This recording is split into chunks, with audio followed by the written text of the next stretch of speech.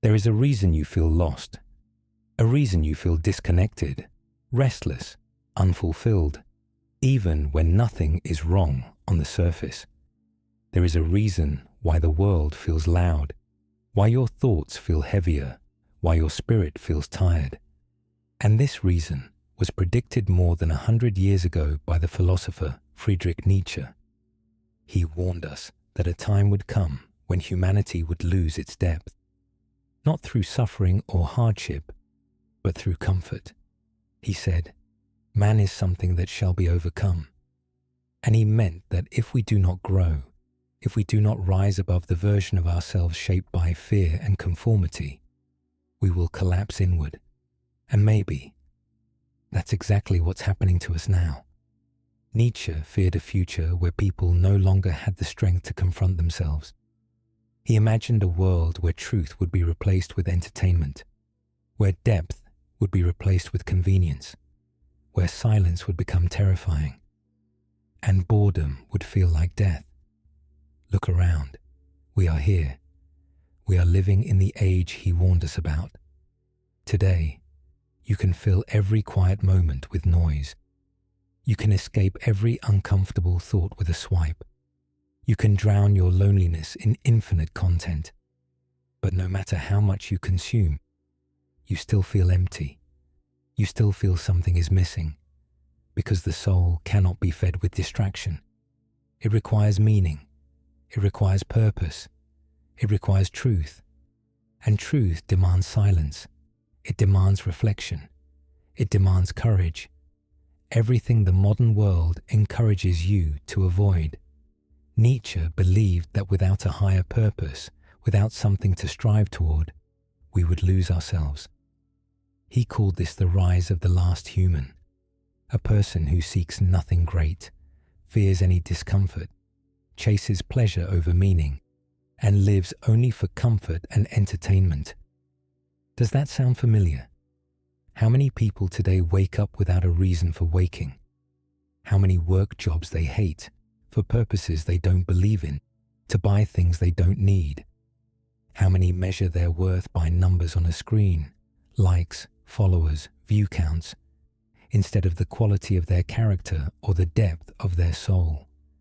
We have become a society obsessed with performance and allergic to purpose. And when life loses purpose, the mind collapses, not because it is weak, but because it was never meant to live without meaning. You're not imagining it. People are more anxious today than any generation before, not because life is harder, but because life has become too easy in all the wrong ways. Your ancient mind was built for challenge, for creation, for contribution, for connection. But modern life gives you comfort, novelty, and distraction, while starving you of meaning, community, and self-discovery. And the human spirit cannot thrive in a world that asks nothing of it. Anxiety is not always a disorder. Sometimes it is a message, a signal that your life is too small for the person you are becoming, a signal that your spirit is suffocating in a life built for survival, not fulfillment, a signal that you are meant for something deeper. If you feel detached from your life, if you feel the old version of you slipping away, if you feel restless, disconnected, or uncomfortable in your own routine, this is not a breakdown. This is transformation. You are shedding an outdated identity, an identity you built to please others, to fit in, to survive environments you no longer belong to. Nietzsche believed that to become who you truly are, you must first let go of who you no longer are. And that process is not peaceful. It is painful. It is confusing. It is lonely. It feels like the world is collapsing. But really, only the world inside you is changing. You are outgrowing the life you built from fear and stepping into the life your soul has been calling you toward for years. Nietzsche said that every person must become a creator, not a creator of art, but a creator of self. He believed life is not something you discover. It is something you build.